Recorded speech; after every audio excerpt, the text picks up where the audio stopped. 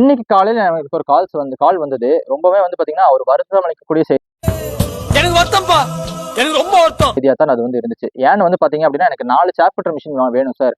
ஆனா வந்து பாத்தீங்கன்னா, உங்கள விட ரேட் கம்மியா தராங்க. இந்த ரேட் கம்மியா தராங்க அப்படிங்கிற வார்த்தைகள் கேட்டாலே வந்து பாத்தீங்கன்னா, அங்க குவாலிட்டி மிஸ் ஆயிரும். ஏன்னு வந்து பாத்தீங்க அப்படின்னா, நான் கேட்ட 3 கேள்வி. சார் இப்ப அவங்க சாப்டருக்கும் நம்ம சாப்டருக்கும் நான் சில கேள்விகள் கேட்கிறேன். நீங்க சொல்லுங்க அப்படின்னு சொல்லி கேட்டிருந்தோம். இப்போ அவங்க சாப்டர்ல வந்து பாத்தீங்க அப்படின்னா, கன்வேயர் குடுத்துருக்காங்களா சார் சாப் கட்டர் வந்து சாப் நீங்க வெட்டுறதுக்கு அப்படின்னு கேட்டா, இல்ல. அதெல்லாம் இல்லைங்க. இல்ல ட்ரே தான் குடுத்துருக்காங்க.